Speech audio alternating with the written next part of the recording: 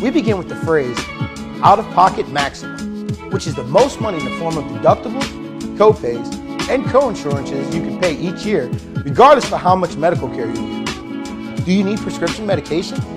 Well, Penny.com has provided a convenient way for you to look at the plans you are considering to see how much your prescription could cost.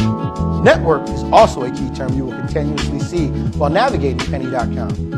Your network is compiled of healthcare providers and facilities your insurer has contracted with. Do you want to include your doctor in your plan? No worries. You can use Penny's provider directory to see if your provider is included in your plan.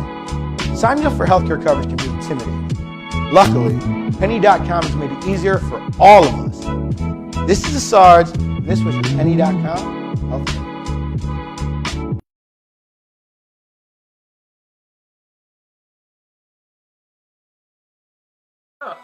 It's TCP in the morning. Good morning, y'all.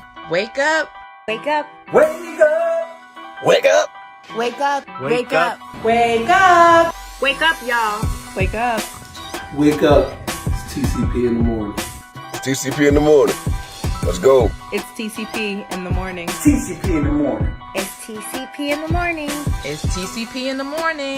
It's TCP in the morning. It's TCP in the morning. It's TCP in the morning. It's TCP in the morning. It's TCP in the morning. You don't want to miss this.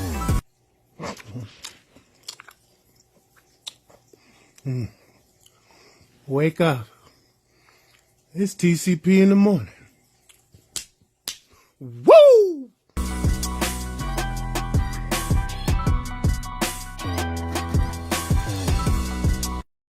All right, folks. Sorry for the technical difficulties, but we're going to get right back into the news that you can use, the news that you did not know existed. Folks, again, share the stream. Let people know that we are back on. So to kind of summarize our last story that happened in Darby Township. Basically, there was a there's a Zoom meeting between 3 volunteer firefighting companies, and then once the Zoom meeting was over, then there was six firefighters that decided to stay back and make comments about the recent police shooting and killing of Fonta Ability. Now, why they chose to have racist comments on a company Zoom really shows what we have been talking about for the last couple, I'm gonna say, weeks. That these folks, these racists, they feel emboldened, to the fact that they don't feel embarrassed to make disparaging public comments, and this is another reason why us as black people, us as brown people, always have to keep our antennas up.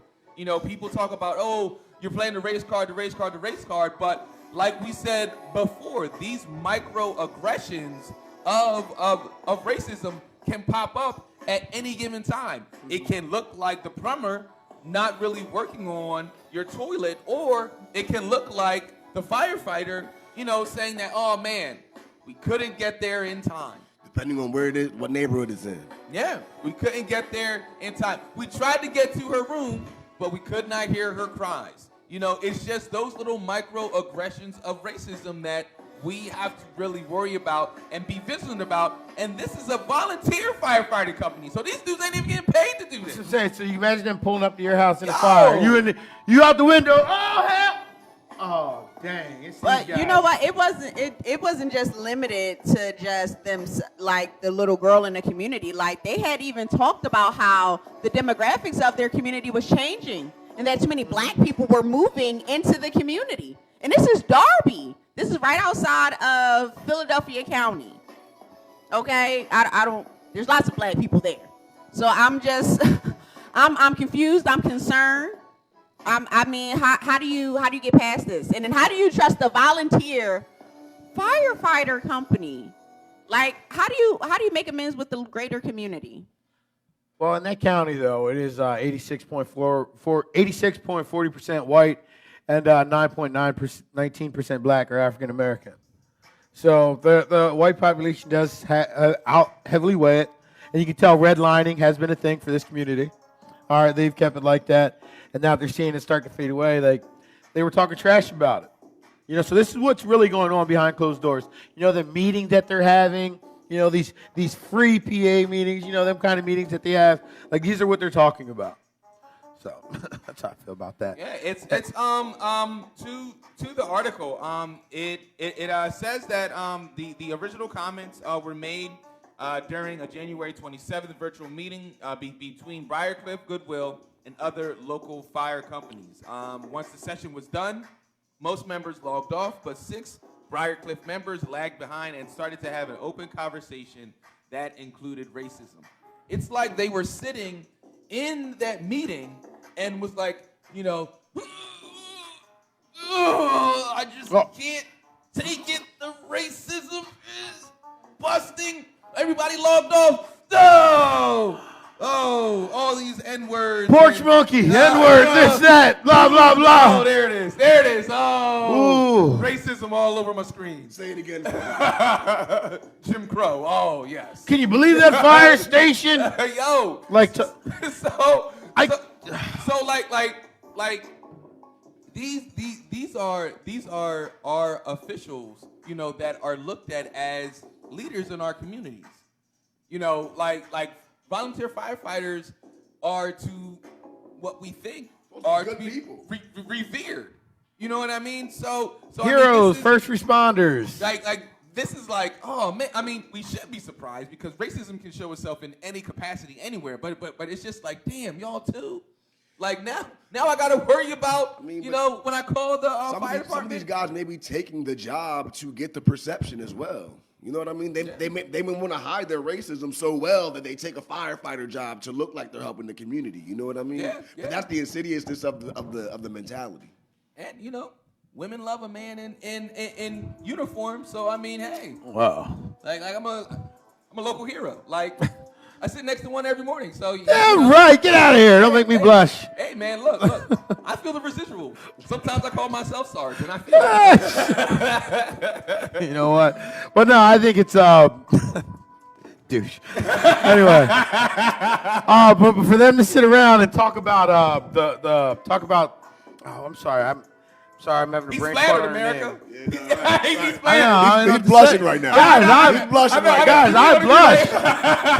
I'm shy. I'm legit shy. Like I'm legit shy. They don't get it. But anyway, you can't be shy, brother, on camera. Anyway, the fact that they talked about phantomability like that, they mocked her after she was killed by police officers last year, right. who have a lawyer and they're declaring that they're innocent. All right, by the way, but to be so tone deaf on that, right. like to have no feeling towards that, and just what if it was your daughter? Right. What if it was your kids, your family that were shot by police officers who were scared, who were a little trigger happy and got scared and ended up murdering this little girl and wounding these other kids? Right. So. And I think that much like the Ability family is calling for, they're calling for further disciplinary action, because just shutting it down for 30 days, like what does that honestly do? First of all, it hurts the community. Right. There's a fire, everybody's dying in that community. But that's also to say to the community, if you don't like this racism, well, there's nothing you can do about it because it's here. It's just who these people are. You got to get over it. They're your fighter fires, and that's what you got to deal with too. Bring in a paid force and get rid of them. And that's just wild to feel that level of comfort.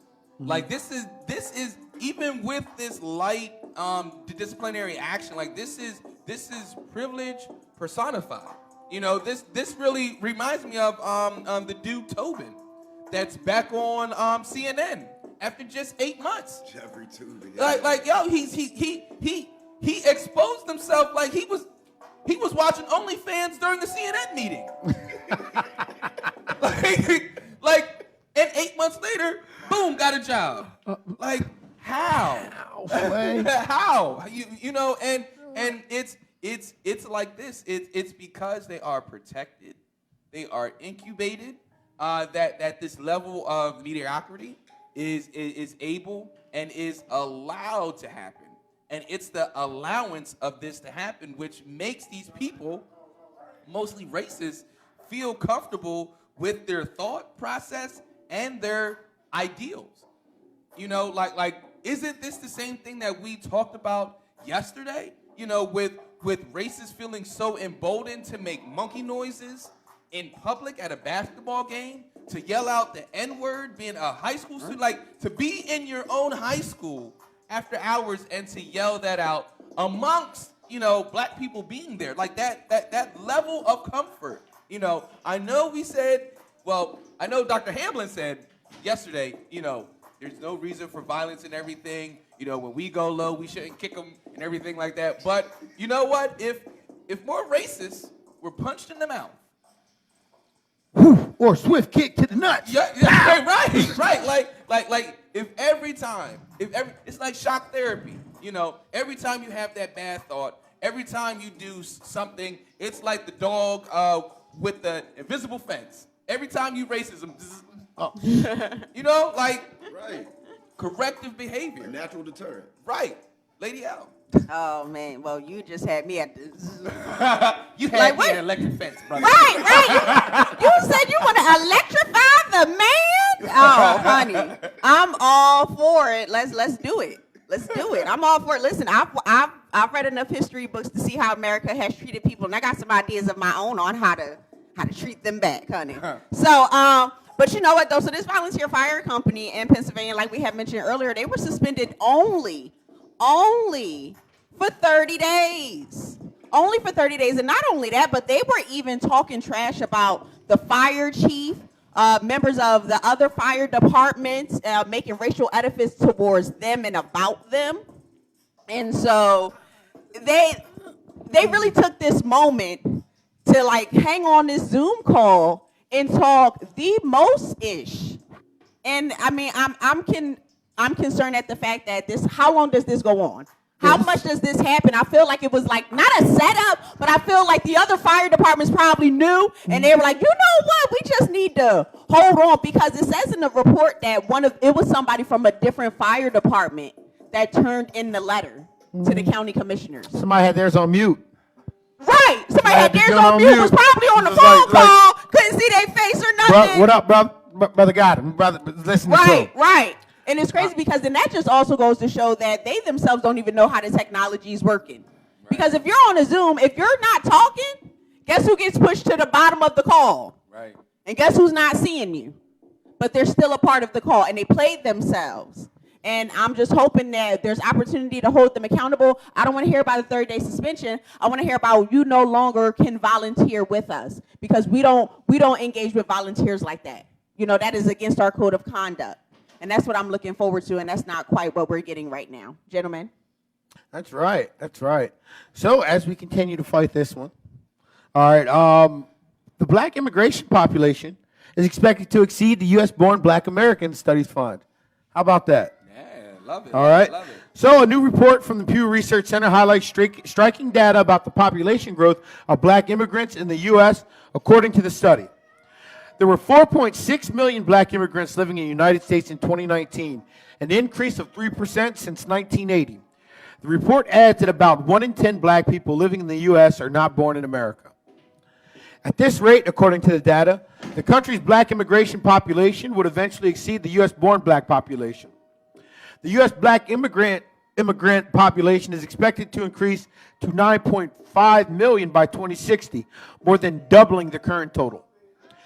About 9% of the black people in the U.S. are second-generation Americans who have at least one parent born abroad, according to Pew.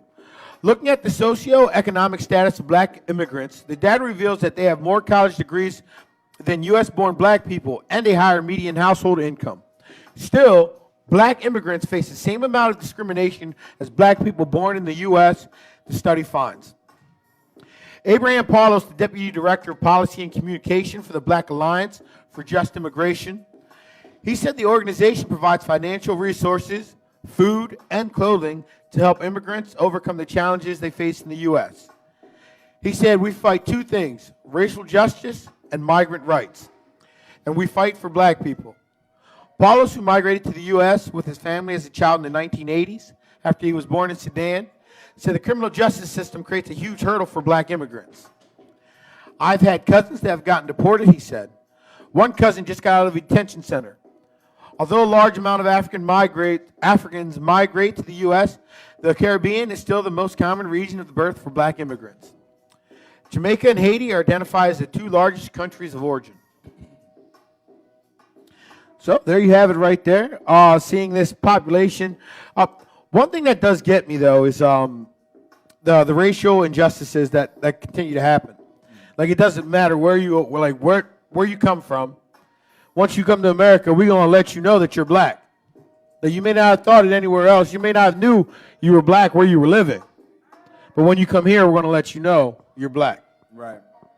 You know, the immigrant families that have come over, they're getting college degrees. You know, like they're doing it up. They're continuing to represent a higher part of, you know, society. Right. You know, but yet when it comes to everybody else, they're still behind. You know, like, it doesn't matter. We have to compare black people with black people to, you know what I mean? Like, to get a number. But when you compare it to everybody else, we're still below. So let's compare intersex of black people. Like, Right, because I was going to say, where's the stats on white people? Where are the stats on the white people who are born here versus the white people who are coming from Europe or coming from Canada? Where are the stats? You know, you're not talking about that, you know, so just that kind of language right there is kind of divisive in itself. But what I do like is that as we're continuing to shift and grow, we as black people, we just see ourselves as each other, more black people. Like, that whole idea and divide of, well, you're an African black, you're a Haitian. Like that, I think that was something that we probably endured our generation, and we helped break that cycle for our kids and following generations.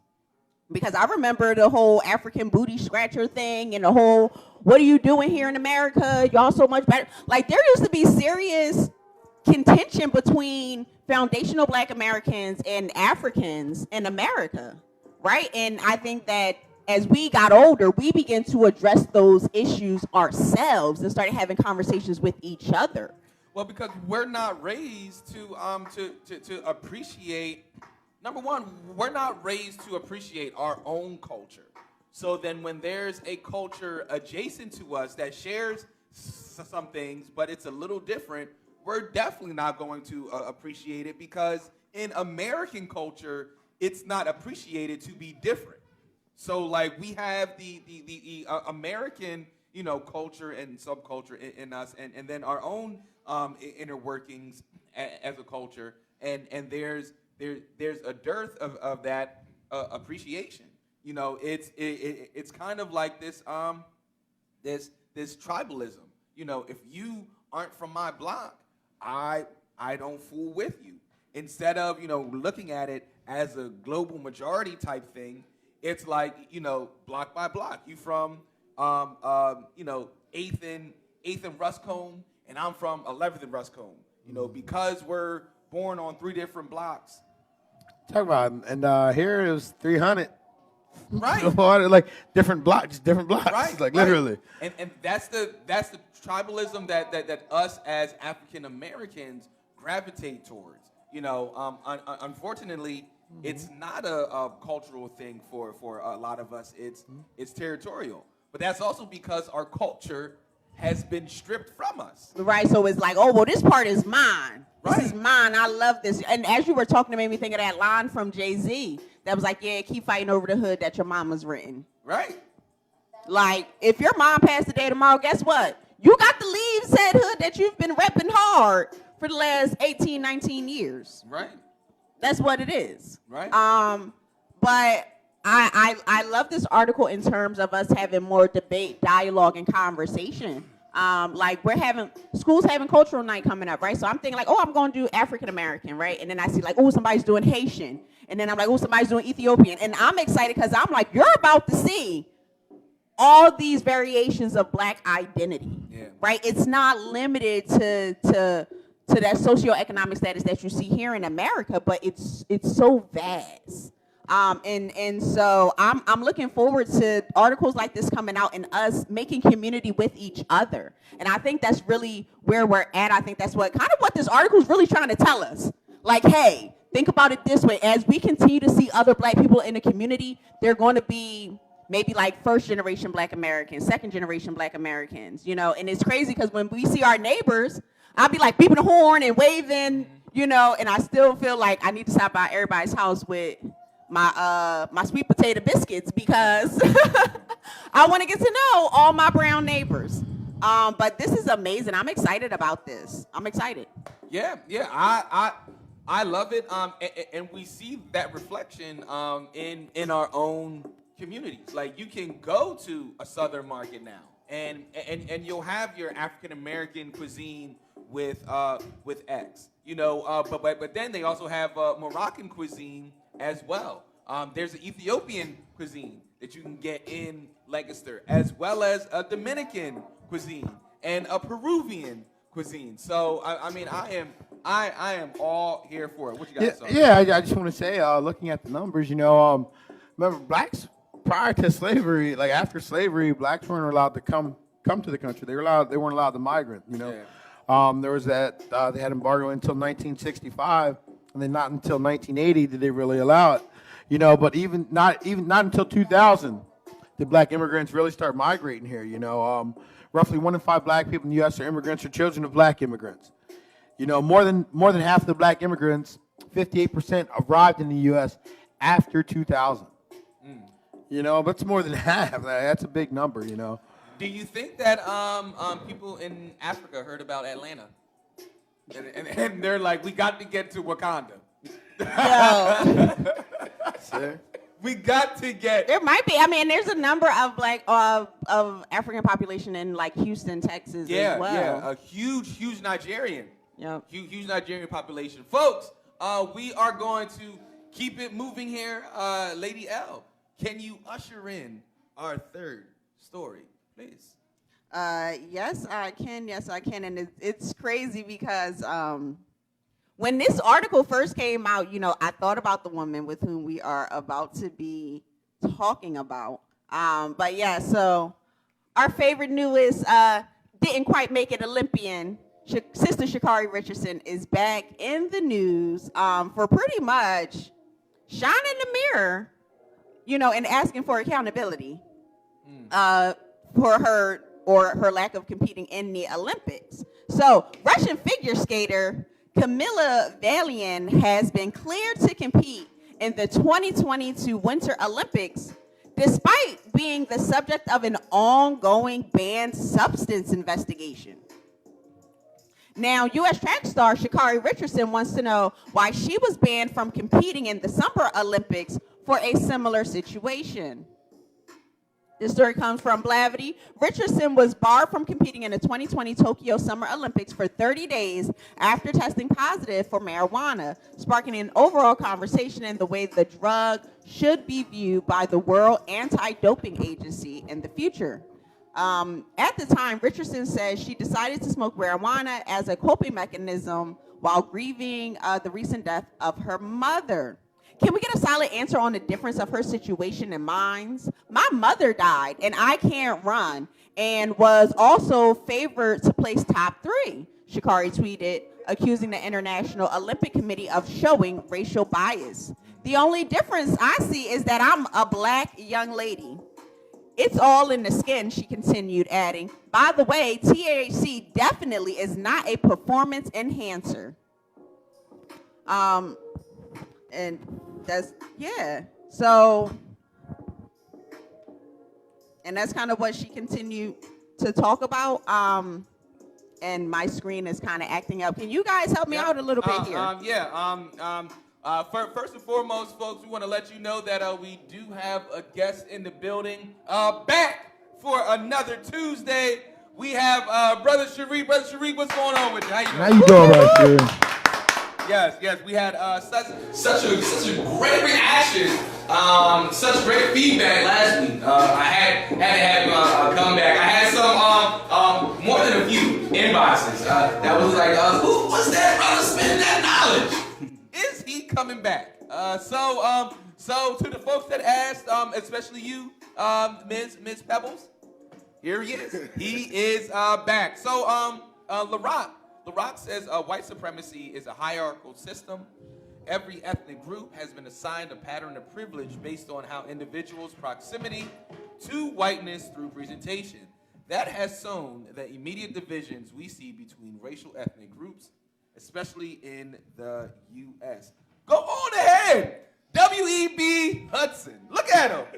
Love it. Watch out. Yeah, absolutely. White supremacy is a hierarchical system, and pertaining to this, we see it a lot of times where white supremacy will allow white mediocrity to flourish, and we see here somebody that felt so compelled to dope, so privileged to dope, and then get caught, and then still be able to compete, but won't get medals. So hold on. Do we know what the drug is? Yeah, it's called trimethazine. Yeah, it's a heart. It's all right. First of all, we already talked about the doping laws. All right, how they need to be revisited. Yeah. How things need to be fixed. Yeah. All right, this is something that it's used. It's a heart medication. All right, they say, but the way they use it, the way the doping agency says, well, some athletes could use it to be able to have their heart rate higher for longer periods of time. Come on. I mean, it's a multi-tiered issue, right? Because there's really the IOC. The IOC has a fear of Russia. Like Russia's been doping for years, and they haven't kicked them out of any events for the past like 6 or 7 Olympics. Right. And it's something that's been happening for a while. So it has something to do with her, with the black and white thing, because Russians are white. But it's also a fear of Russia. Like the IOC doesn't punish Russia for if they don't let her continue in the Olympics, Russia does what? Russia invades where? Invades Ukraine. I don't know if everybody's like watching, but like, Russia has strategically placed 100,000 soldiers along the Ukraine border, and they'll be able to get to Ukraine's capital in no time. All right, so while we watch the Olympics, while we watch the Super Bowl, why we argue, why we fight, like these things are happening. Yeah. So like I do want to say that race could be at the base of this, but I don't want to say that. I want to say it's one country having their athletes back, and you know what I mean. If America would have had Sha'Cari's back more, then she would have been able to run. Yes, but they didn't. That's what I wanted to hit on, because like the IOC will only do to athletes what the countries allow them to be, especially when you're talking about a United States, when you're talking about a China, when you're talking about a Russia, they may do that to the Philippines, they may do that to Taiwan, but like when you're talking about the powers that be, no. If the United States wanted Sha'Cari to be in the Olympics, they would have said, nah, here's what's going to happen, and here's what you're going to do. And that's exactly what Russia did here. Like this. It was a different administration. Right. This girl, this lady, she's going to compete, and there won't be no medals given to anybody that competes. So if you just so happen to compete against her, and you're just washed up in that nonsense, it's like, you ruined it for everybody. What if she beats everybody? She's not going to get a medal, but you know what? She knows she beat her. She's going to go home to Russia, and Russia's going to give her the biggest medal. And then even if she loses, and everybody in her heat wins, they still don't win their medals. Like it's a show, it's a facade, and again we're seeing how this mediocrity always wins. Let's bring in brother Shareef. We don't want to keep you on the sidelines for too long, brother, on this conversation.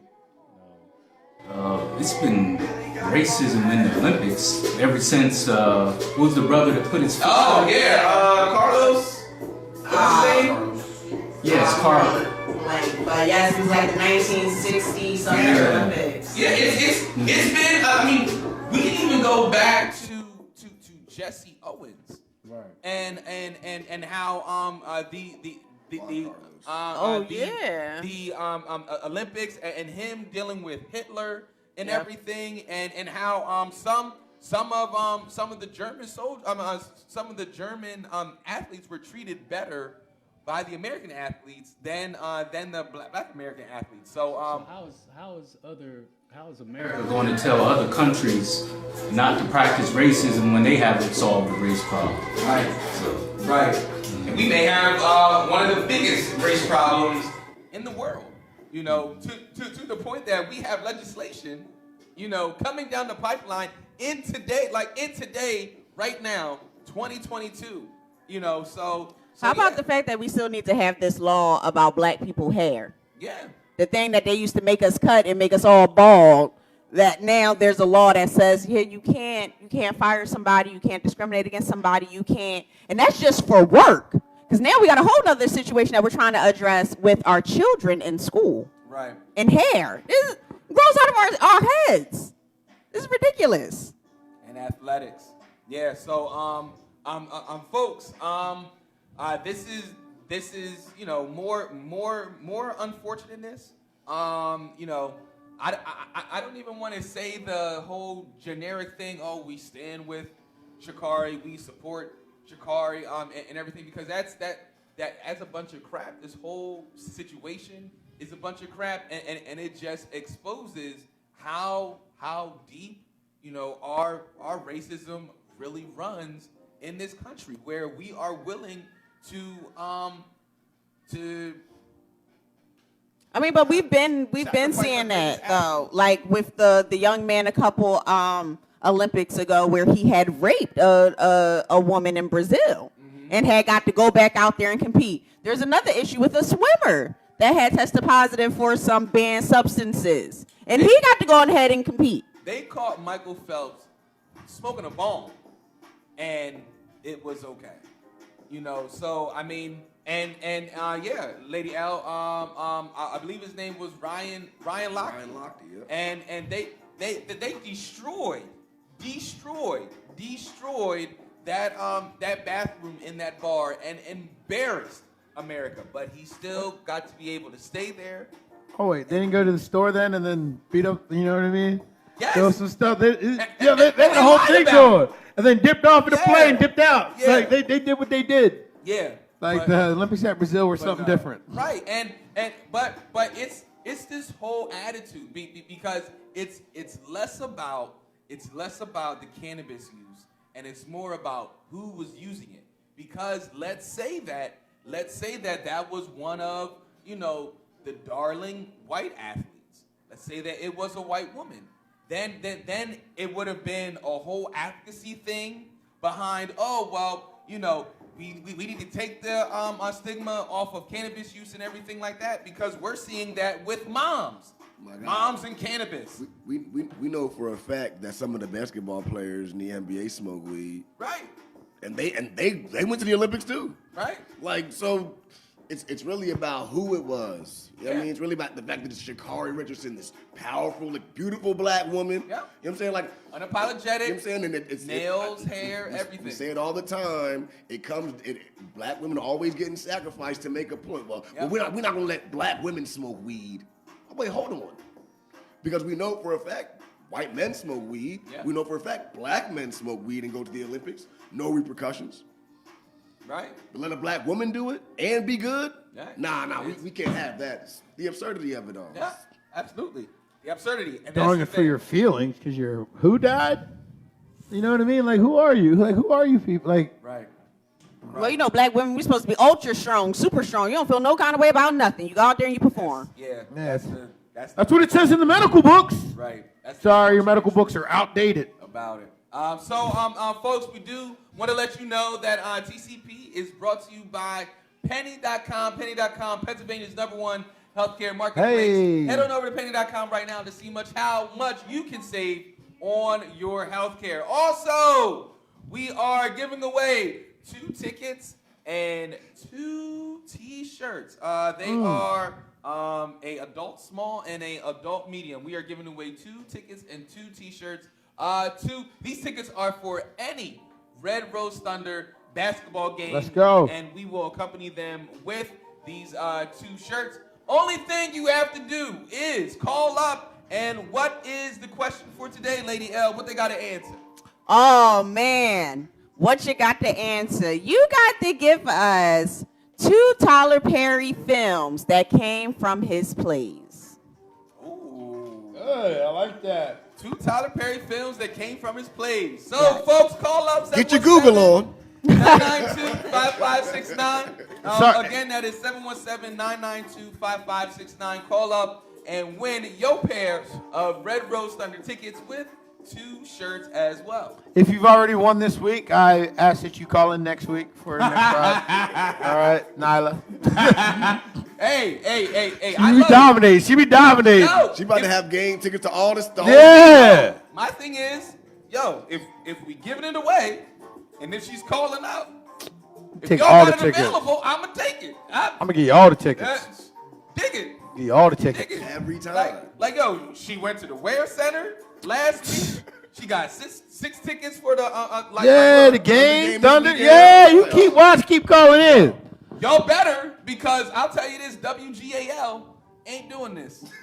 Fox 43, WITF. Man, You can't even read LMP online. Yo! Yeah. Read. Yo! So you remember when they used to give away $1,000 a week for life? Yeah. Just call in. You know who's doing that? Not us. Yeah, we'll give you 1,000 compliments for life. Well, might not even do that.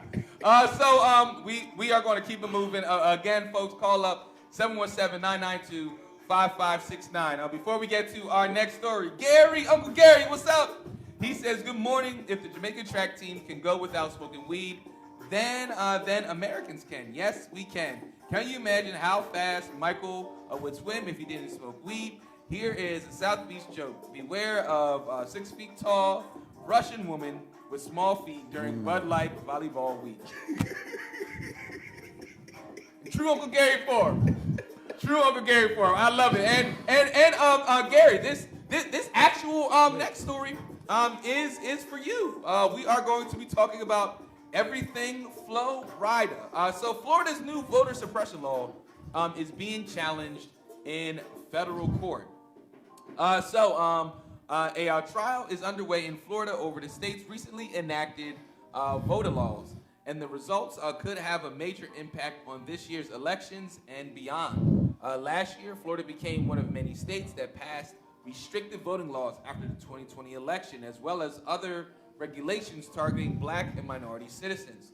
The new law puts additional restrictions on requesting mail-in ballots, limits the numbers and hours of operation of early voting drop boxes, and limits the ability of private citizens, non-governmental organizations, and even local or county government officials to assist with voting or resolve disputes.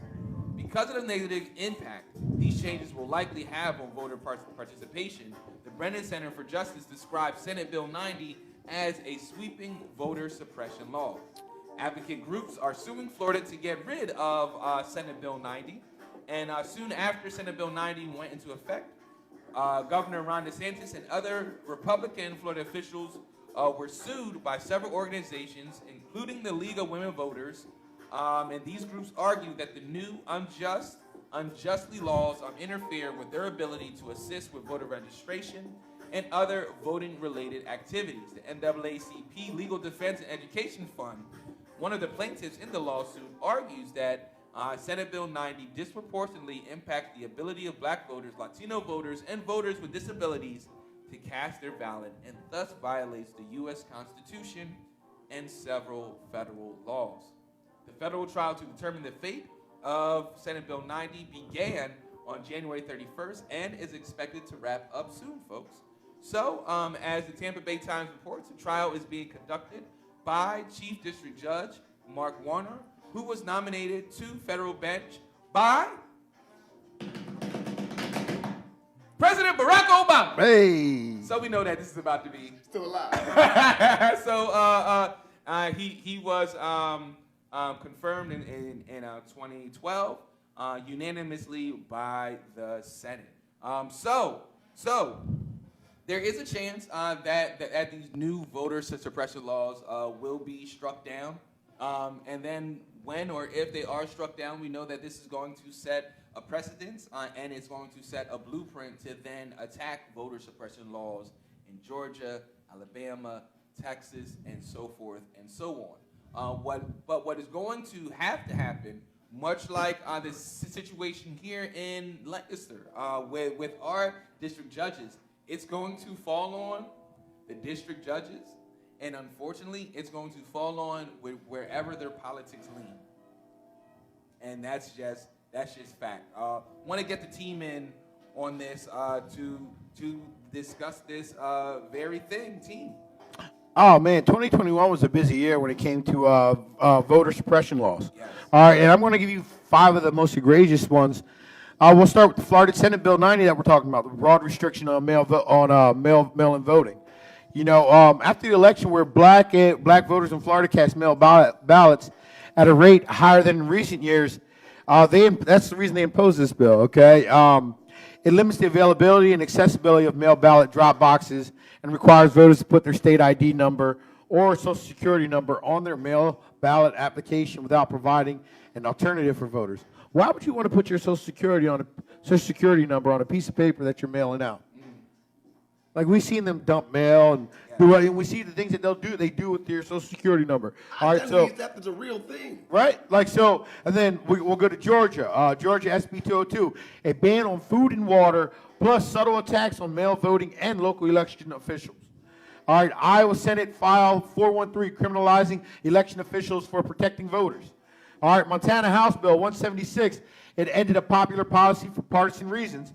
All right, a popular and efficient and effective policy that Montana voters have relied on for years. During the debate, a Republican state representative openly stated that he wanted to end election day registration because he believes it was used by young people who were not on our side of the aisle. All right, we'll go to Texas then, targeting election workers and restricting mail voting. All right, we know what Texas is going to do, Texas. All right, but the list of states that I gave you and the bill and the things that they're trying to do, it is wrong. All right, the one in Iowa where they're targeting election officials with criminal penalties for expanding voting access. Like, isn't that what you want to do as a government official? You want to be sure everybody gets the chance to vote. Like, that's what you want to be sure. Like, why wouldn't you? The only reason you wouldn't want that is if you know you're going to lose. Is if you know you're wrong, you know your politicians are dirty, and you know there are not enough people that believe in what you believe in.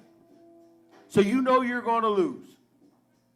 So you cheat, you do this, like you change the game. Like, why declare shenanigans? Like, come on. Yep. And it says on the case involving Senate Bill 90 is poised to shape Florida's election this year. Governor DeSantis is facing a tough re-election this year. His challengers include Charlie Crist, a former Republican governor of Florida, who later switched parties and currently serves as a Democratic member of the House of Representatives. Also running in Florida is Agricultural Commissioner Nikki Freed, the only Democrat holding statewide office, and a fierce critic of DeSantis. Freed recently called out the governor for letting 1 million COVID tests expire as Florida experienced the Omicron surge. Lady Al. I just want to say that, Florida just stays surprising us. I'm waiting for the big one to just, make them a whole little island on their own. But seriously, first of all, they're being sued. There's like 3 or 5 different cases that are happening right now in court over this bill, and those like it. Including freedom fighters fighting back, the Women League of Voters, and other affinity groups that are fighting back on this law on behalf of the voters in Florida. So I just want to say shouts out to them for doing that, for having said, you know what, we can't sit here, right? Because what do we do when our legislators, the people that manage to get enough votes to get into office, what do we do when they start passing bills that then infringe upon our rights? What do we do? So I'm glad that there are some advocates down in Florida that got some sense and that they're actually taking this case to court. So I'm keeping my fingers crossed. I'm hoping that,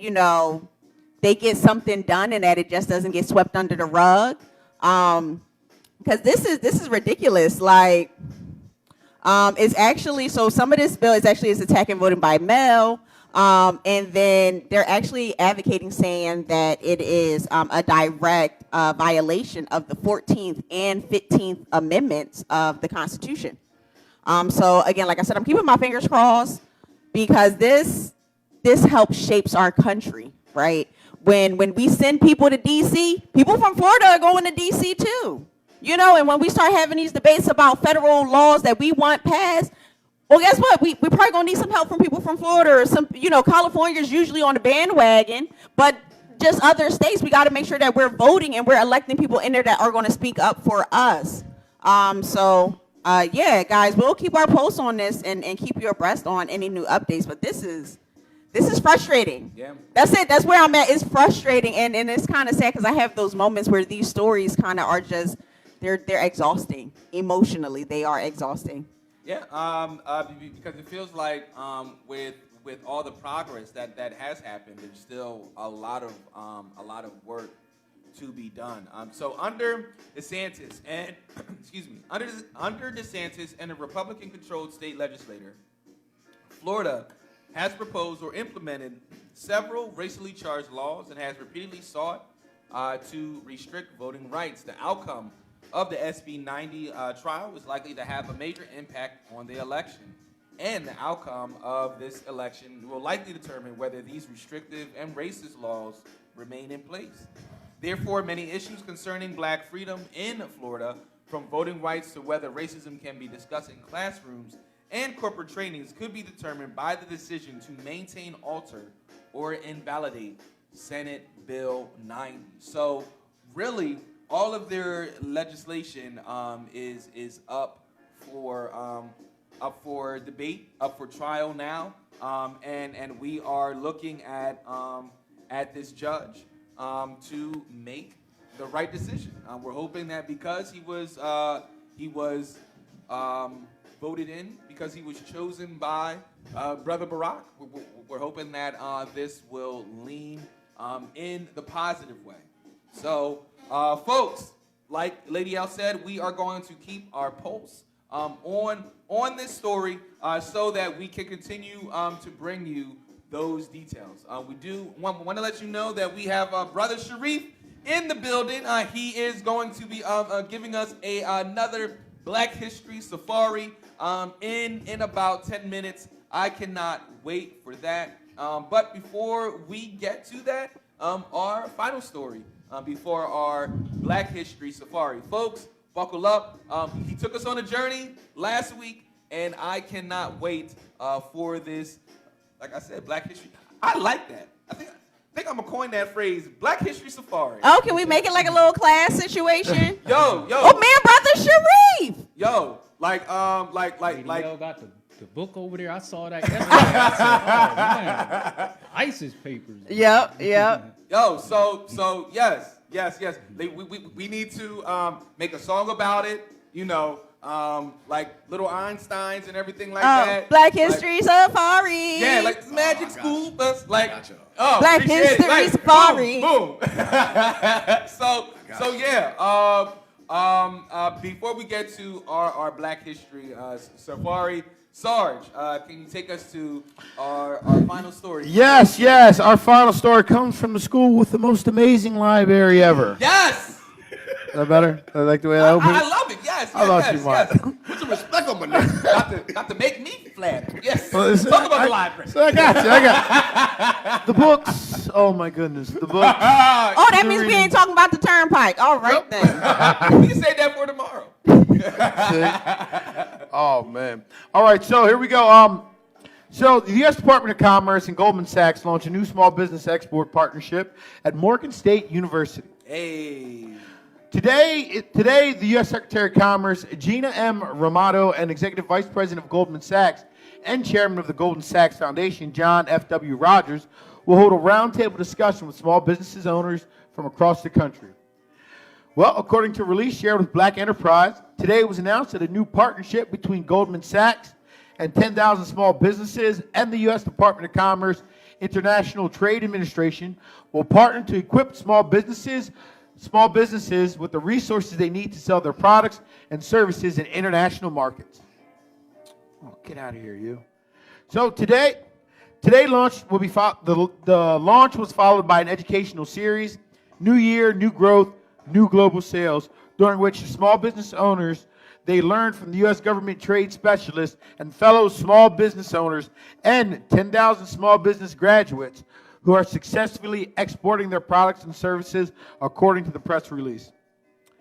The three-part virtual session that starts today through the 22nd and March 1st will include advice about entering new market tips for developing digital strategies and global websites and guidance on financing and export strategy. Participants will also have the opportunity to meet one-on-one with trade experts. Small businesses can register online. The U.S. Secretary of Commerce, Gina M. Raimondo, and Executive Vice President of Goldman Sachs and Chairman of Goldman Sachs Foundation, John F. W. Rogers, will announce the new small business export partnership at Morgan State University. Small business owners and guests include John F. W. Rogers, Gina M. Raimondo, and like a slew of bigwig names. Okay, so this is going to be huge. You know, they're really investing money here. So you see people actually investing money, businesses coming and wanting to actually make the change and not just talking about it. You know, but I really love seeing the small business owners because no longer do we have to worry about these guys getting on their boards now. Right. You're giving them the board to be able to create their own boards. You know, to be able to work together to get on the international stage and not just be confined to here in America. So, go ahead, Keith. Love it, love it, love it. Again, you know, Fair Morgan. Fair Morgan. You know, not a lot of people, and I get it. Not a lot of people love Wall Street and what they do, what they stand for. But it's also a way to wealth. You know, and when I look at, you know, that lane of being a stockbroker and whatnot, yes, it's one of those industries, like many, that is not that diverse. I look at this partnership as a way to begin to get more diverse, high-level stockbrokers. Like, to this point, the only stockbroker that I know is my cousin, who is very, very, very damn good. He rose up to be VP of it wasn't Goldman Sachs, but it was another big deal in New York. And he would talk about his experiences and everything like that, and how he tried to get people involved in stocks and being a stockbroker, and how it became very lonely. Where was he at when I was interested in stocks? Goodness. Mike was always around. You would see him every May. Yes. All I knew was that he was a rich brother. Didn't quite know what he did. I just knew he was a rich brother. Lehman Brothers. That's what it was. He was the VP of Lehman Brothers. Yes. So yeah. I'm coming to your Facebook, cousin. But yeah, like he would talk about how he would feel lonely, and how he would try to be on this mission of himself, trying to get more Black and brown people involved, and just naturally, like, kids start to get interested in things. Well, people start to get interested in things as kids. You know, again, how many brothers around us? You know, even now as grown men.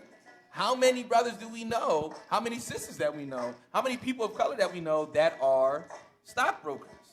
You know, so again, this is going to usher in a whole generation of Black and brown stockbrokers, which is then going to help us that are investing in these stocks. You know, so we have somebody across the table that we know that they have our best interests at heart. We don't have to worry about any microaggressions or anything like that. Hidden agendas. Right. You know. Go ahead, Sarge. All right, man. The hidden agenda part, though, that's going to be that's the biggest one, because if you don't pay attention, you don't realize you're missing it. Right. Like, you might get the, hey, attaboy, good job, I see you doing this, and this. But you don't see what they're doing behind their back, right? We've been talking about, it continues to go on even when it comes to this kind of stuff. Yeah. So. Absolutely. Gary, before we make this transition, Gary says, folks, I'm from Miami-Dade, but I've been emancipated from Florida ever since 1987. I'm a free man. And then says, the president will issue an emergency order during the pandemic, allowing mail-in ballots, overriding all of that ish. Folks, we do have a guest among us. So I do want to bring him into the fold. So, Brother Shareef, what is going on? How are you feeling today? Doing pretty good, brother. All right. Be back. Yes. Glad to have you here. So, what knowledge of information did you bring to us today? What nuggets of knowledge, what food did you bring for us to be nourished with today, brother? Well, like said, just a safari, just a kind of transition through time, no particular order.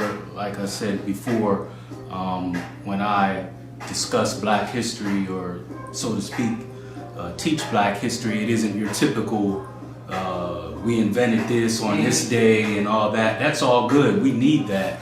But I try to bring a different perspective, a different view, and try to, pull the cover off of, certain incidents through our time, through our sojourn in history, just to let people know. I don't want them to think I'm just be, running down, we did this and that. It's a little different. So I first wanted to salute all the panel members from that explosive and informative talk y'all had yesterday about the use or illicit use of the N-word. And that was, all y'all shows are powerful, but that was very powerful and informative, and we need to hear it. So if it's okay, I just wanted to go a little deeper into the illicit use and the destructive use in the history of the use of the N-word, just to give us a different perspective on it. First of all, Negro, N-E-G-R-O, I hope people got their little notes out to, document, what I'm saying, so you could, look into what I'm saying. The word Negro is a Spanish word, and if you would ask the average person what is the definition of Negro in Spanish, the average person would say, well, it's a black person.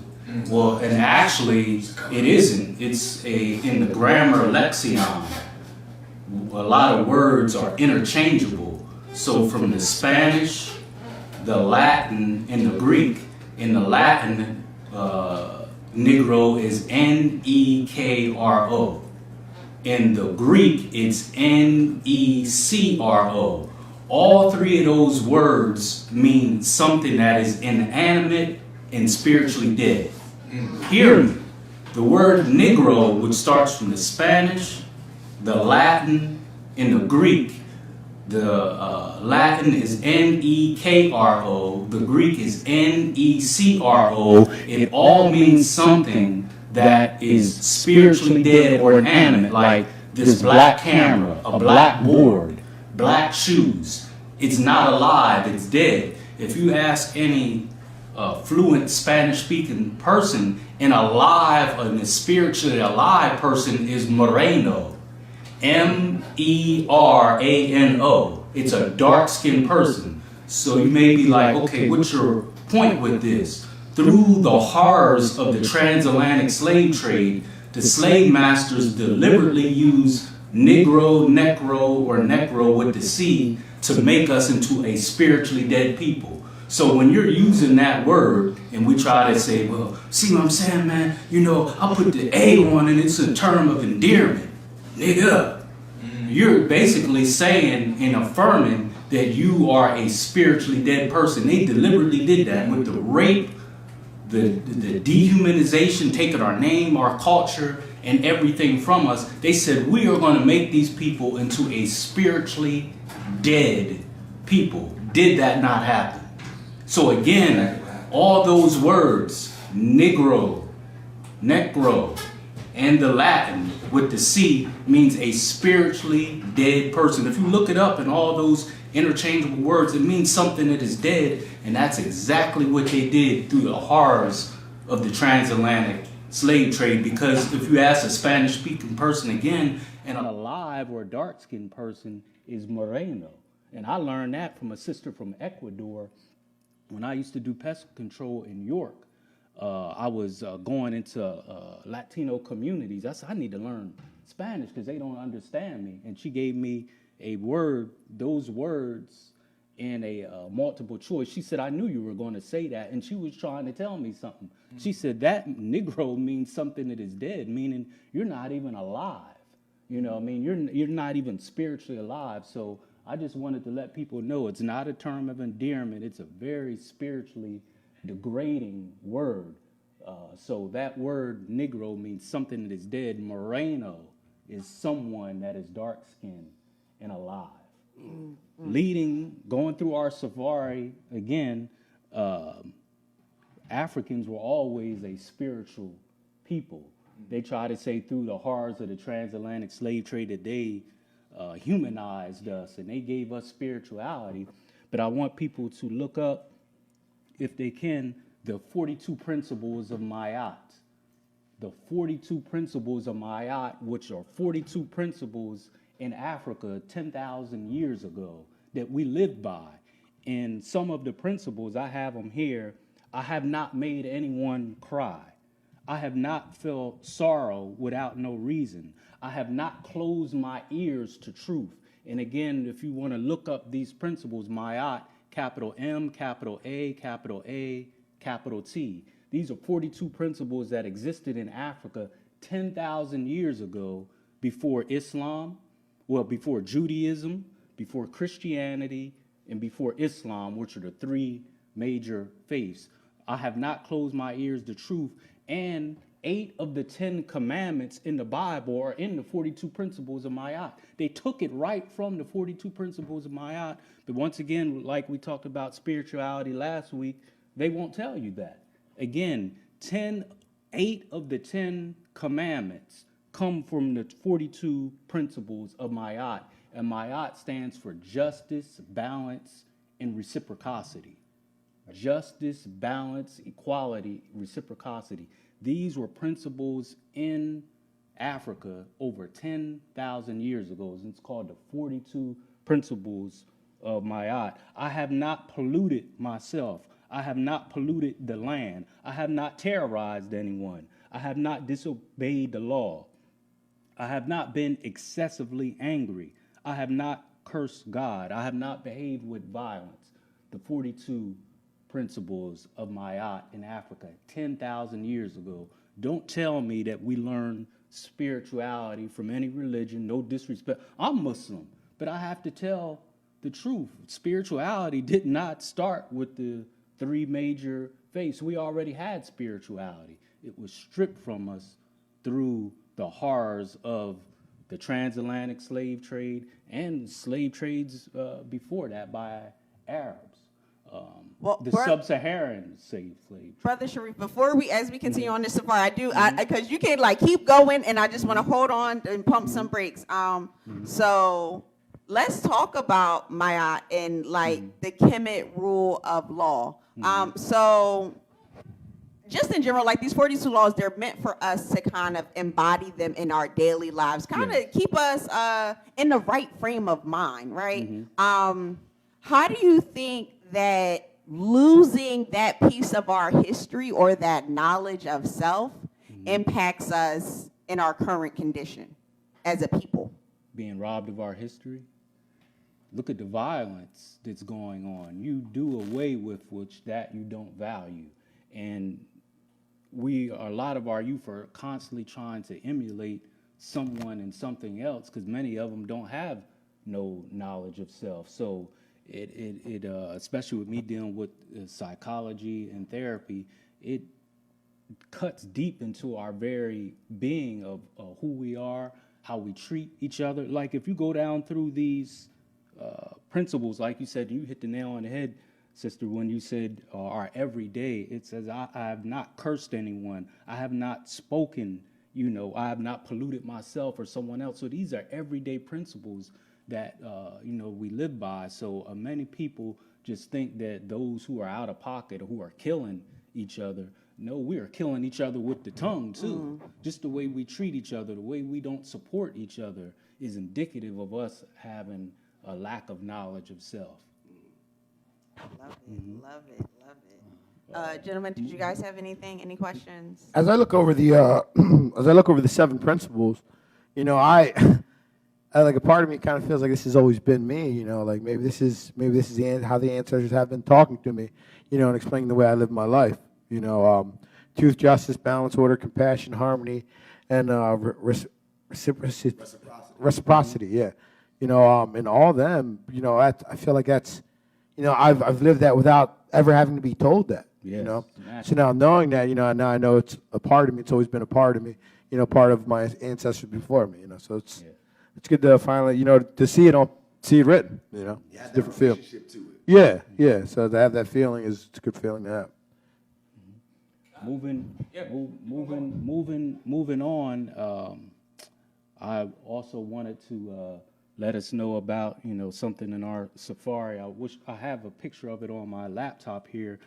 We talked about last week about the museum in Cairo. It's a artifact or a boat that I want to let people know that they're certainly not telling us about in school. It's called the Solar Barge. Solar, S-O-L-A-R, barge, B-A-R-G-E. This is a boat that was used 10,000 years ago by a pharaoh named Khufu to sail from Africa to America to do trading. 10,000 years ago, and it's called the Solar Barge by Pharaoh Khufu, used 10,000 years ago to sail from Africa to America. This boat is 143 feet long, 20 feet wide, no nuts, no bolts, no screws, and it's still in the museum, the Cairo Museum in Cairo in Africa. There's a picture of it there on my little laptop, so you can see it there. It's called the Solar Barge, and this was used to sail to America 10,000 years ago. No nuts, no bolts, no screws, and it's still there, 143 feet long, 20 feet wide. The significance of this is us knowing and understanding the timeline of history. 10,000 years ago, well, we've been taught, and they have a holiday every second Monday in October called Columbus Day. And they say he discovered America in 1492, which was about 500 years ago. We were already in America doing business and having civilizations 10,000 years ago, which we can lay the claim of being also Native Americans.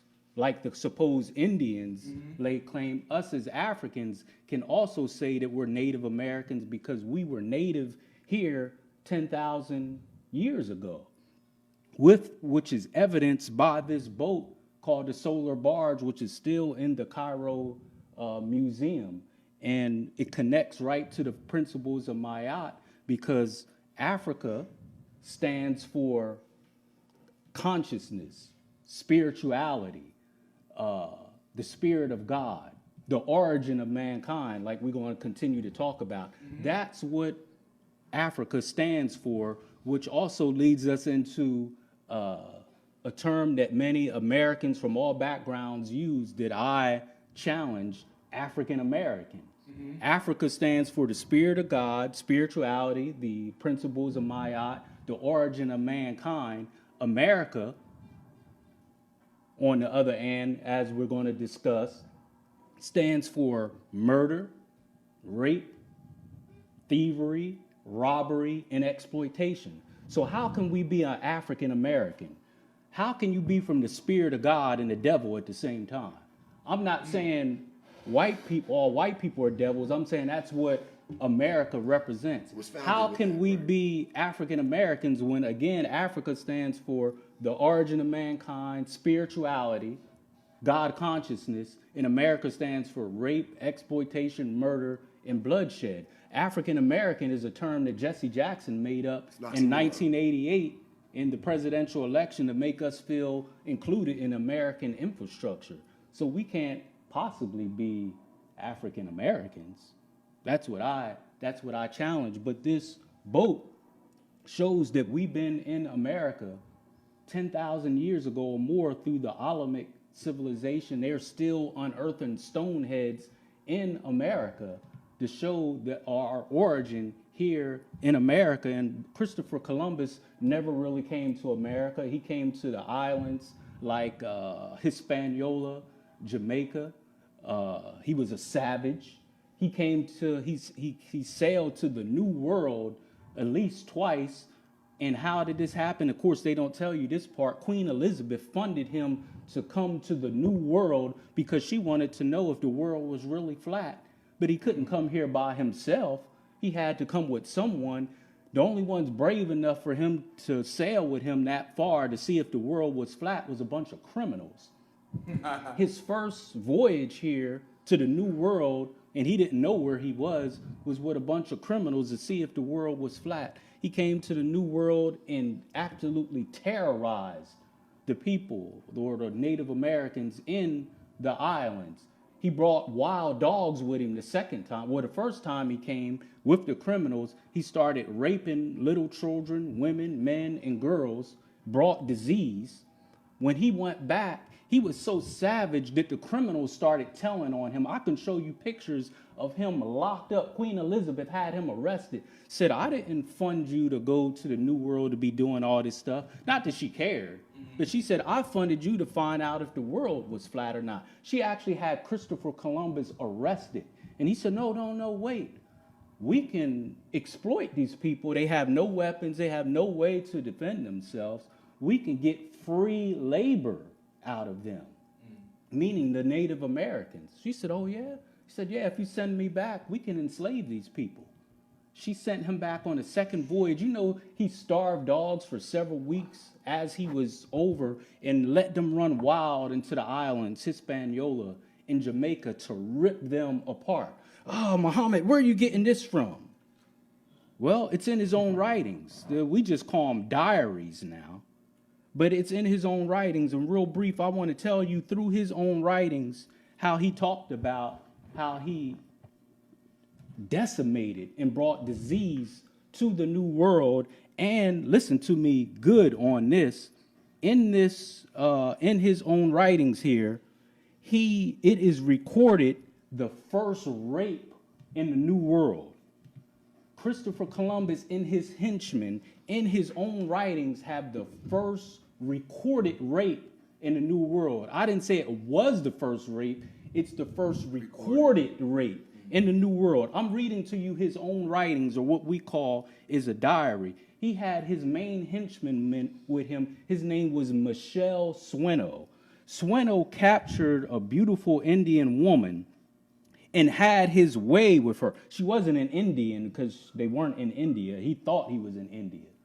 He said his name was Sweno, and he captured a beautiful Indian woman and had his way with her. With Columbus' blessing, Sweno wrote, he took the woman into a cabin, and she being naked in her custom, I conceived the desire to take my pleasure with her. He raped her. I wanted to put my desire into execution, but she was unwilling, which tells you it was a rape for me to do so. She treated me with her nails in such a way I wish I wouldn't have never started. But seeing this in the order that I tell you, I took a rope and I thrashed her well, following with a scream and a wailing that you wouldn't believe.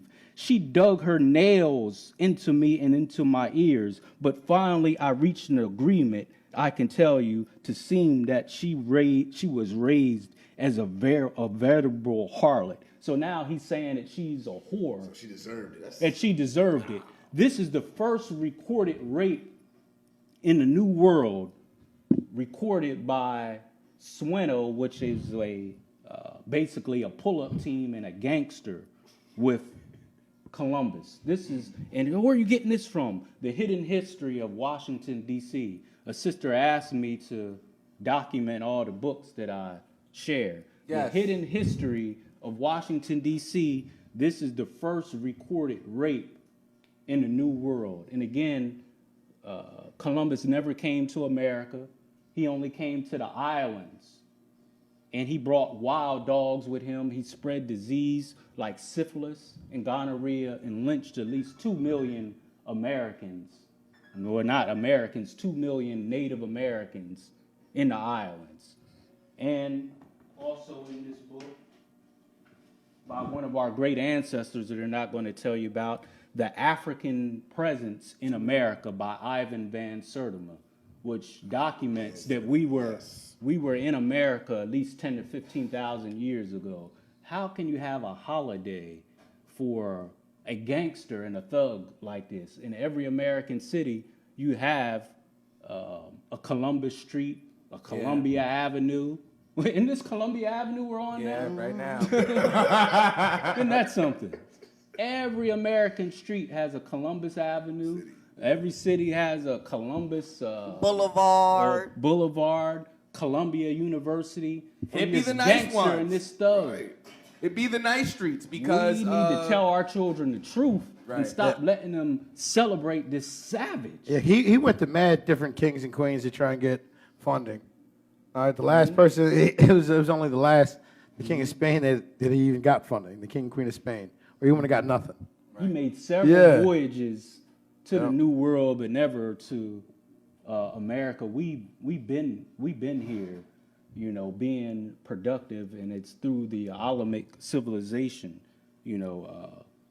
In this book, our great ancestor shows us with all the findings and the 20-ton stone heads with African features. If you Google Olmecs, Olmecs, it'll show that we've been here at least 10, 15,000 years. We are Native Americans. We are Native Americans. And you know what's interesting is that I'm in various African spiritual like groups and things like that, and there were a number of people who got in the group and was like, you know, they seen to themselves, they were like, you know, my ancestors came to me, they said I'm not African, but I'm Native American, and like that my lineage begins here on American soil. Yeah. And there were a number of black people in the group that were like, what, huh? What are you talking about? We're from the, like, just all up in arms. And I'm thinking to myself, like, do you not know that people were traveling and they were already trading? Like, yes, it is quite possible that you're Native American. Yes, they're, you know, if you look at some of these photos, it's weird. I don't want to say they were black people. They were dark-skinned people. Like, I have a lot of friends who have certain features that we say are like Asian or anything like that, but they're really like Native American features with the cheekbones and the eyes, and this is what Native Americans look like. And you know, I love the fact that cells have memory, right? So when you say your body has memory, that's why you look like your great uncle. That's why you look like somebody that you've never met. And the fact that when you see a lot of black people, there are features that we have that aren't necessarily what you would think a black person should look like. And I think that just goes to show that there's a number of us that are even Native American who don't even know it. Yeah, we're all family, but you know, this history, you know, hasn't been told, and it's just a travesty of justice for them to celebrate a rapist and a thug like that. But you know, that's what America does. That moving along in our safari is our brother, as our brother mentioned. A lot of people think that the treachery of slavery here in America was just, you know, in the South, but it was no better in the North, and that's why this book is so profound. The hidden history of Washington D.C. and I'm sure you guys probably have heard of the Black Codes. Yep. And people may have heard of it, but do they actually know how vicious the laws were or what they even were? Some of the Black Codes, which were codes that were enforced after slavery in Washington, D.C., there were certain codes just for black people. Every free black had to show papers or a certificate of freedom in order to remain free. These are just some of the laws there. No black or slave or free could testify against whites. It could be a murder right out in the street. Well, how could they be convicted for it? Because if the witnesses were black, you weren't allowed to testify. Yeah. These weren't just some things floating out there. These were actual laws and codes enforced. A law forbidding free blacks to own property was passed. You couldn't own property, nor could you carry a weapon or a firearm or own a home. If a slave was convicted of perjury, one ear was cut off on the day of the conviction. This was the law.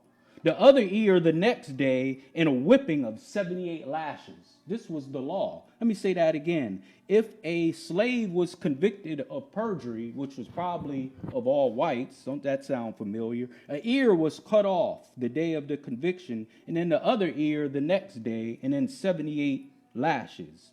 Monthly raids on suspected slave gatherings was ordered, and if the patrols found that a black was without their proper authorization, they were required to be whipped by another black on their bare back 39 times. In 1812, the city council quadrupled fines for participation in nightly disorderly meetings.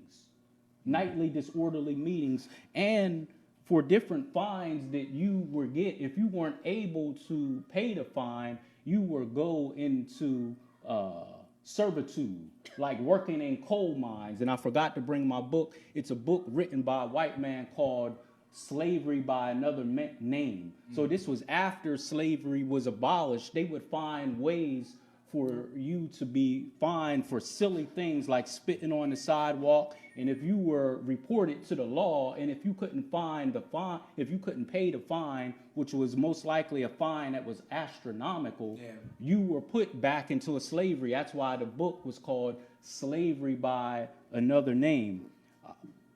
One of the laws, yes, sir, brother. That was wasn't that called like peonage? Yep, Like peonage. That? Yep. Mm-hmm.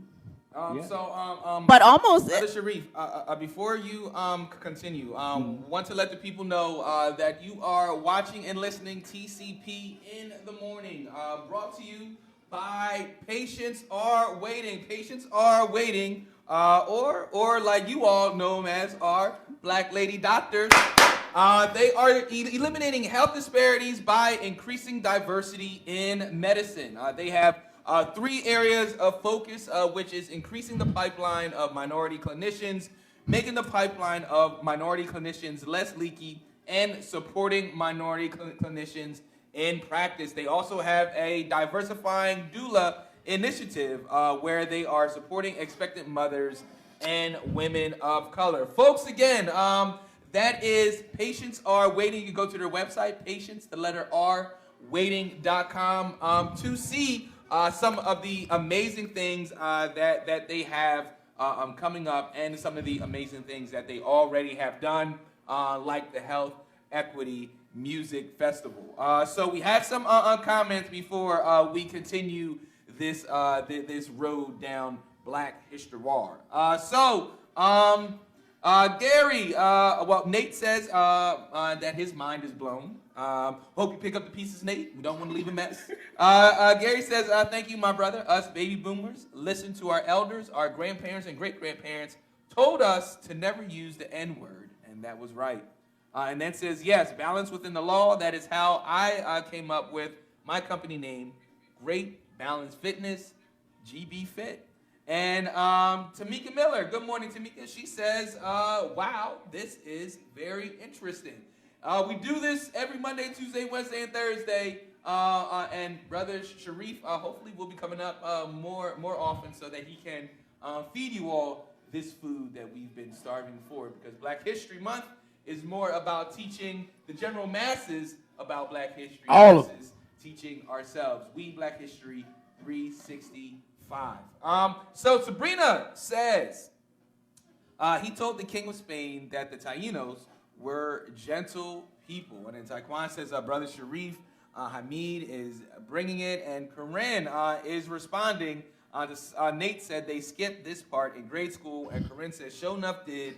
It wasn't by mistake either. And then says, every single time, someone I genuinely enjoy listening to and learning from, talking about Brother Shareef. So I'm going to shut up because y'all ain't here for me. We're going to give it to the man of the hour right now so that he can gas this thing back up and continue on this road of knowledge, Brother Shareef. Thank you, brothers. Thank you, family. And continuing on with the way that they re-enslaved us through the black codes, do you know that when in Washington, D.C., they had a thing called laughing barrels? They are still in slave museums across. I have it there.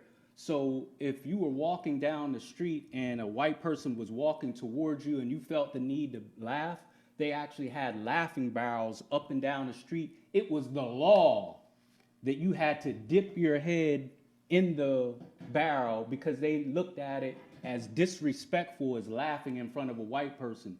If a white person went to the local municipality or law and said, Mr. Johnson was laughing in front of me, you could be fined for that. And once again, if you couldn't pay the fine, you could be jailed and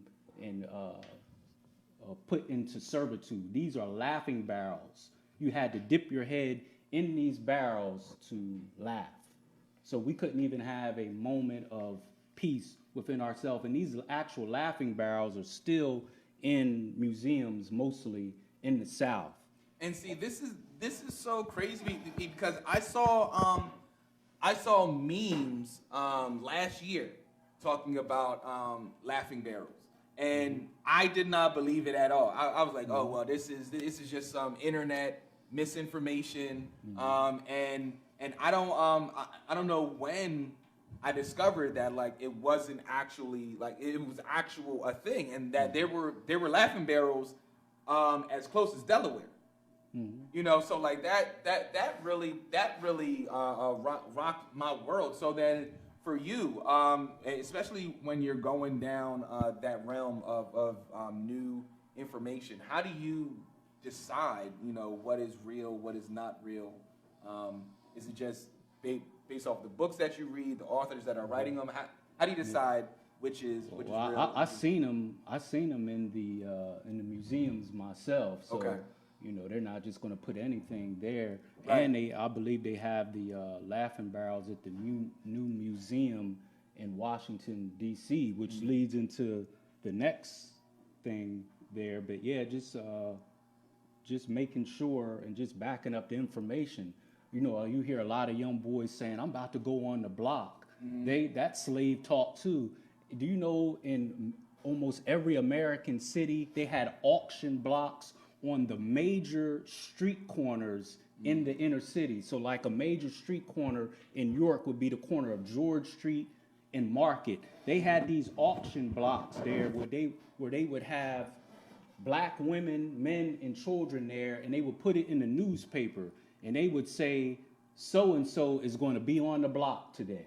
You hear a lot of young boys say it, they're going to be on the block, butt naked. And they would say, you know, they would be auctioning them off. And they called it on the block. And also in every American city, you notice they have a market street? Yes. Because those were the major streets where slaves were being sold, and they called it the meat market. So almost in every American inner city, you have a market street because those were the main streets that slaves were being sold. So now you hear the boys saying, yeah, I'm going on the block. Well, you're talking slave talk. Just like you're talking about the nigga and all that stuff. That's slave talk, and they had black people on the block. And you can also see these in museums. So, I'm going on the block. For what? I love that because, and I love that you mentioned that because actually I was just in Philly, not just in Philly, but a few months back when I was in Philly, I was in Germantown, down like their beautiful cobblestone streets, and there's a Germantown museum, but out front of the museum is one of those blocks. Like the stage, the cobblestone stage is still like built up and everything. Still has like its pillar on there, and it's like has like a little gate and stuff, but it's still there. It is still there. You can still see it. You know, you can touch it. You can take photos with it. It's like embedded into the street. Like if you dug it up, you would have to dig up the street. They just removed them from Fredericksburg, Virginia, about 15, 20 years ago, because people started studying and seeing what they literally had these auction blocks sitting on the corner, and people just thought it was just a stone fixture. And here they were actual auction blocks from back in slavery time. They just started removing them 15, 20, 25 years ago in certain cities in the South. So nothing has changed. Only we can change it. And these things were shown. This is kind of graphic, but these things were shown in these city streets too. This is a book you want to get, Without Sanctuary, a 100-year documentary of lynchings, in America. And I know this is rough, but these things need to be taught. And this is called Without Sanctuary. And you used to go to corner stores and they would sell postcards of lynchings. And this is the lynching of Laura Nelson on a bridge in Oklahoma with her son in 1915 for her supposedly cutting a white man, and the white man accused her of stealing what she didn't do. And all the men on this bridge raped this woman. This is a bridge in Oklahoma in 1915. Her name is Laura Nelson. That's her right there, and that's her 15-year-old son. They lynched her for supposedly stealing. And this book is called Without Sanctuary. It has the postcards of lynchings in America and in the North. And you can also get a book called 100 Years of Lynching by Ralph Ginsberg. And that's why I don't use the word picnic, because they would have picnics of lynchings. Called cookouts. Cookouts. My grandmother told me about that. Look at this. About the picnics. Treachery. There. This is in Indiana. Lynchings of these brothers. And they would have pregnant women there to watch these things. Not 500 years ago, not 600 years ago, less than 100 years ago. Right, this is our grandparents. These are the people in This our book Senate. is called Without Sanctuary. I know this is rough, but we need to know this history. Can I finish out? Keep on going. As I finish out, and through our history, I want to talk about briefly the treachery of the music industry. The treachery in the demonic mind of the music industry. If you ask the average person, especially our grandparents, what happened to Sam Cooke and Bob Marley? I don't know. I guess Bob Marley smoked weed too much and he died. No. Sam Cooke started a trend of producing his own music. Meaning, what was the hit song he had? A Change is Going to Come. He played that during the Malcolm X movie. Brings tears to my eyes every time I hear it. But Sam Cooke started producing his own music back in the late 50s. He had many hit songs. And the music industry said, we have to stop this N-word. Sam Cooke, in 1964, he was at a restaurant, an Italian restaurant, and there he met a Asian girl by the name of Lisa Boyer. She was set up by the music industry to take Sam Cooke out. He met her at this pizza shop, meaning Sam Cooke. He took her back to the Hacienda Hotel on December 11th, 1964. And they had sexual relations. I mean, Sam Cooke was a handsome guy. He was very well known. He didn't have to rape anyone. He took her back there. She was a well-known prostitute at this Hacienda Hotel, meaning this Asian woman. You could look her up on the internet. Her name is Lisa Boyer. He took her back there, and she supposedly started screaming and hollering when he was in the hotel room with her. She ran out the hotel room and went to the hotel room manager, a black lady by the name of Bertha Franklin, and said, he tried to rape me. Bertha Franklin shot and killed him because she said he was drunk and out of control, shot him in the chest twice with a .22 caliber pistol and killed Sam Cooke. The problem with that is that night when he was in the funeral home, Etta James, who Beyonce did the rendition of her song, she said she was a good friend with Sam Cooke. When she went to view his body, his nose was dangling from his face and all his hands and arms was completely crushed.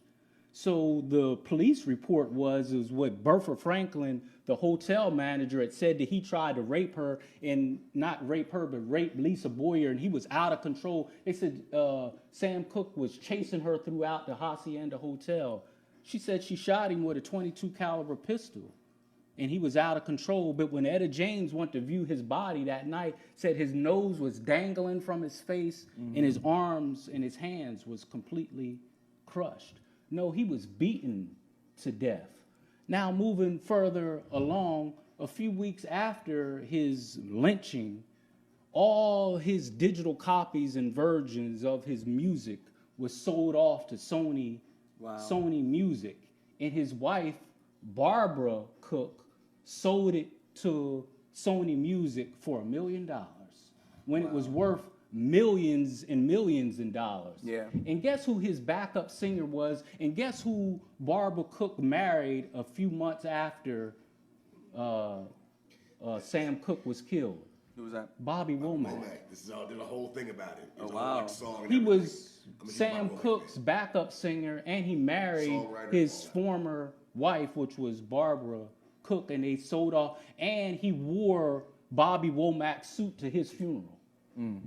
And all his favorite clothes, he was wearing them at his funeral. Wow. They sold off all his digital copies because they knew he was going to start educating other artists on how to start producing your own music. And he was a good friend of Malcolm X and Martin Luther King. And he told Martin Luther King and Malcolm X, if you put your differences aside, I will fund the whole civil rights movement for you. A few years later, Minister Malcolm was dead in '65, which February 21st of this year will mark the anniversary of his death. And then mysteriously in 1968, Martin Luther King was dead. Do you think that's a coincidence? Nope. Or do you think it was some design to that? purpose. Bob Marley. A lot of people just think that he was just some silly Negro that just used to smoke weed. Yeah. He used to fight against the corrupt Jamaican government in Jamaica. In this book, which I advise you to get, the FBI War on Tupac and Black Leaders, it says that Bob Marley was more popular than Muhammad and Christ combined throughout Africa, Europe, and Asia. He was fighting against the corrupt government in Jamaica, and he was funding the Black Panther movement here in America. No, he didn't die from weed. Actually, a CIA agent by the name of Carl Colby helped kill him. It was and it still is a tradition in Jamaica to give someone gifts, and to show their respect for you, they'll give you boots.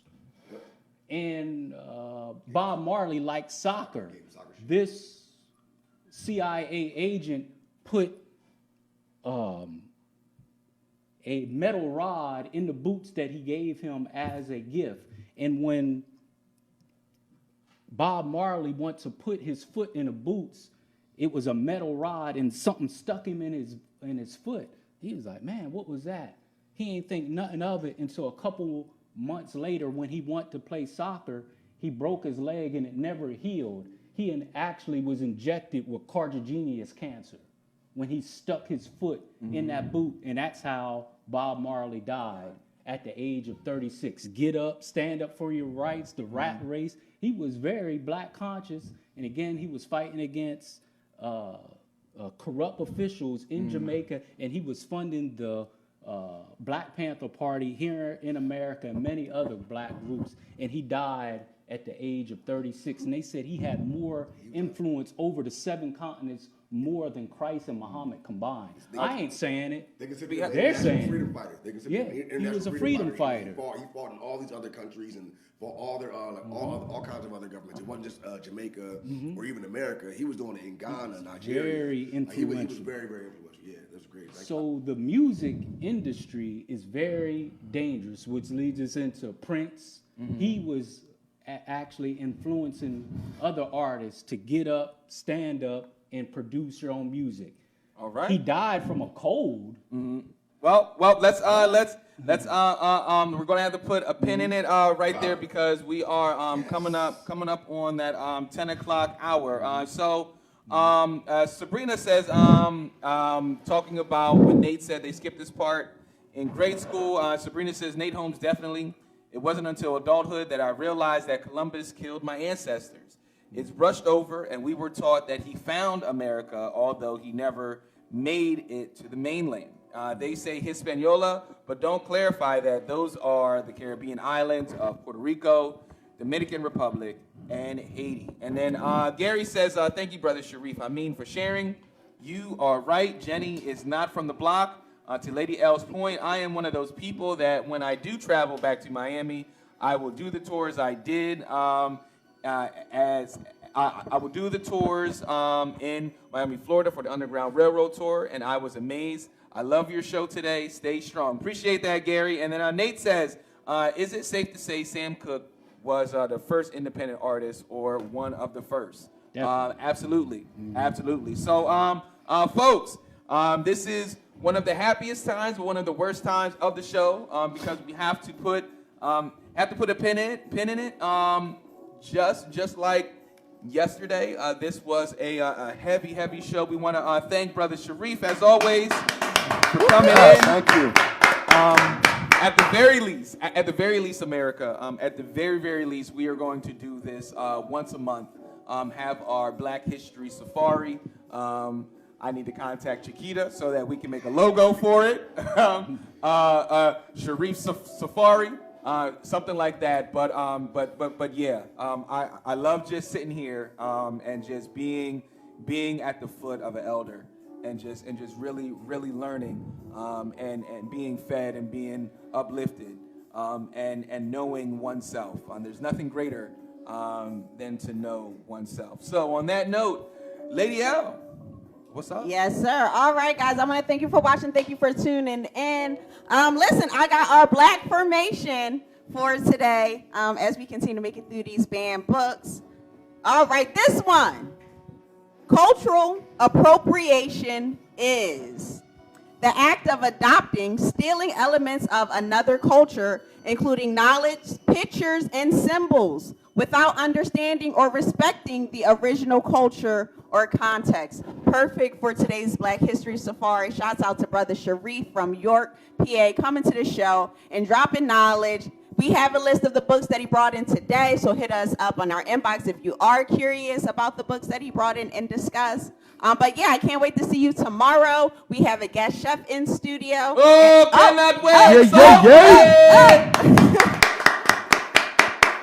So yeah, come back tomorrow, same time, same place. And remember, friends don't let friends, TCP alone. Make sure you share that stream. Over to the desk. Over to the desk. Yeah, tomorrow's going to be the delicious. We got fed today with knowledge. We're going to get fed tomorrow with nutrition. Love it. I can't wait myself. Oh, man. So I guess it's time to close out this show once again. So I'd like to send this to all you lovely, beautiful people out there, to the baby dolls and baby boys, to the kings and queens, princes and princesses, to those of you with long hair, to those of you with no hair, to those of you here, there, and everywhere. So to he, she, they, we baby. We baby. I'd like to leave y'all with this, some words from Bob Marley. The greatness of a man is not how much wealth he acquires, but in his integrity and his ability to affect those around him. Overcome the devils with a thing called love. Have a great day, y'all. Hey, everyone. Thank you for listening. Thank you for watching. Thank you for joining us this morning on TCP in the Morning, the best thing that you can have in your cup. Just to give you a reminder, folks, we got 2 more shows before we take our break. We are making a transition. We will put the videos out sometime this week. We are excited. TCP is on the rise. The TCP network. We are moving into a new location on Lafayette Street, a standalone building, y'all. A standalone building. So, like I said, we will be releasing that video and those pictures sometime this week. But yeah, man, we're gonna take some time off to get the new studio ready and continue to bring the things that you need and prepare for a great spring and an even better summer. So, folks, you can still win your tickets. Only thing you got to do is slide in the DM. We have 2 shirts and we have 2 tickets to the Red Rose Thunder game. It is free, free 99. Nothing is better than free. So, to the folks, to the front and the back, to the left and the right, we want to let you know also that tonight later on for TCP Network, we will be airing a town hall with the NAACP and Pastor Roland Forbes and a bunch of other powerful community members, community pillars that will be discussing this issue with the judge that is going on in the city right now. So make sure you come on back so that you can get all the details, have your questions answered, because now is the time to get involved and to get active. We have the information readily available on our page as we speak, so you can catch yourself up on all the details when it comes to this judge issue in Lancaster City. Folks, on that note, we want to thank you for listening, thank you for watching, and we will see you mañana. This is Asad. This is your Penny.com Health Minute. In part 2 of our healthcare terminology, we begin with the phrase out-of-pocket maximum, which is the most money in the form of deductibles, co-pays, and co-insurances you can pay each year, regardless of how much medical care you need. Do you need prescription medication? Well, Penny.com has provided a convenient way for you to look at the plans you are considering to see how much your prescription could cost. Network is also a key term you will continuously see while navigating Penny.com. Your network is compiled of healthcare providers and facilities your insurer has contracted with. Do you want to include your doctor in your plan? No worries. You can use Penny's provider directory to see if your provider is included in your plan. Signing up for healthcare coverage can be intimidating. Luckily, Penny.com has made it easier for all of us. This is the SARS. This was your Penny.com Health Minute.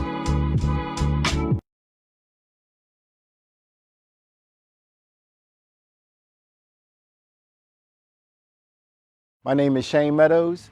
I am the co-founder and co-executive director of Advantage Lancaster, a nonprofit for young people trying to help them seek higher education opportunities or post-secondary opportunities.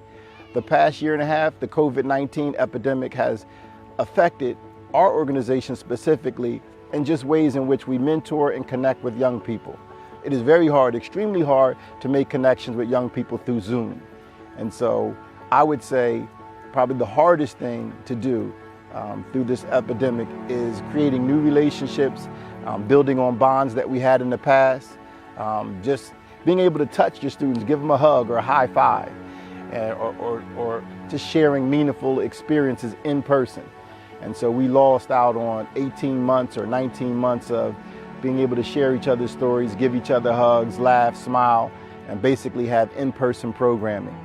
Advantage Lancaster's relationship with Dr. Hamlin is a personal relationship first. So Shareef and I, we are both founders of nonprofits that are run by African American and founded by African American people. So we connect at a certain level through that. So we talk to each other about advice on how can we collaborate, or even, what are some pitfalls in the nonprofit world that we should be aware of, or what are some grant opportunities that we should be aware of. There'll be opportunities for Advantage Lancaster students to work for Patients Are Waiting. So as an educator for 20-some plus years, I work with children. I'm a 6th grade teacher as well as a nonprofit co-founder. So I thought it was really important for me being safe and being in the classroom with students, as well as my mom is in her 70s. I just lost my dad, and I just felt like I wanted to hug my mom. And like I said on a Zoom call, you can't hug your mom on a Zoom call. You can't wipe away tears on a Zoom call. And so I knew as soon as I got the opportunity to get vaccinated, I was going to do so because I wanted to be safe for my family, for the students that I taught, but on a personal level for my mother. I wanted to be able to be with my family, and you know, it was a no-brainer for me in that aspect. As far as the pandemic affecting communities of color, anytime you have extreme situations like a pandemic, not like we have these all the time, but it's always going to affect communities of colors or those underrepresented in life even more than other communities. And so I would read in the paper or see on the news the numbers and the disproportionate rates of how it was affecting people of color. And so I thought it was very important for me to do my part in making sure that I was safe and making sure the people in my family could be safe. I just thought it was just really important for people of color to take it seriously. I'm very optimistic when I look at what patients are waiting is doing. I mean, they're mobilizing. I mean, every weekend you see them offering the vaccine to people. And I'm not sure what the turnout is, but they're not stopping. And so that gives me hope that, you know, there are people out there that are continuing to fight and, you know, get that message out that the virus is real. And if you want to be safe, this is an option for you. So I'm very optimistic as far as I do know that there are healthcare workers and there are people that are, you know, still fighting the fight as far as making sure that the right information and the vaccine